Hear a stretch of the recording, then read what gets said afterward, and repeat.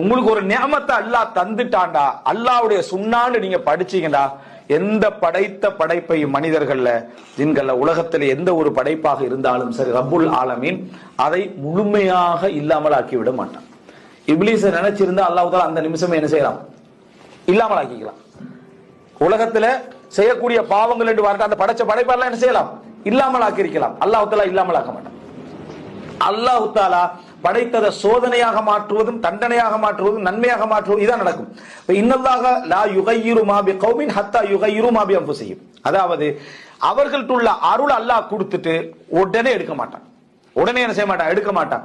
அந்த அருளை அவங்க பயன்படுத்தாம அதை அநியாயம் பண்ணி அதை கணக்கெடுக்காம புறக்கணிக்கிற நேரத்துல சனஸ்தத்ரிஜுஹும் மின் ஹைஸு லா யஅலமூன், அவர்கள் அறியாத வண்ணம் கொஞ்சம் கொஞ்சம் படிப்படியாக அவர்கள் அல்ல உள்வாங்குவான். அந்த நியாமத்தை அவர்களே ஆடைய போல களைஞ்சிட்டு போற அளவுக்கு அல்லாஹ் தஆலா உள்வாங்குவான். முழு நியாமத்தை இழந்த பின்னாலதான் உணர்வாரு, அத்தனை நியமத்தை ஆடைய போல நான் களைஞ்சிட்டேன் அப்படின்னு சொல்லி என்ன செய்வாரு, உணர்வார். ஒழுக்கமான சூழ்நிலையையும் ஒழுக்கமான வாழ்க்கையும் அல்லாஹ் தஆலா கொடுத்திருப்பான். கெடுதிய அவரால நெருங்கவே முடியாத சூழ்நிலையில் உள்ள மனைவி, பிள்ளைகள், அண்டை வீட்டு சூழல், நண்பர் சூழல் தந்திருப்பான். அதாவது சிவர்களுக்கு மேல சிவர் தந்து அல்லாஹ் அவரை நடுவுல வச்சிருப்பான். ஒழுக்க கேடு அவரால் நினைச்சு பார்க்க கூட முடியாத அடைப்பில் இருந்திருப்பான். அதை நியாமத்தான் நினைக்க மாட்டான்.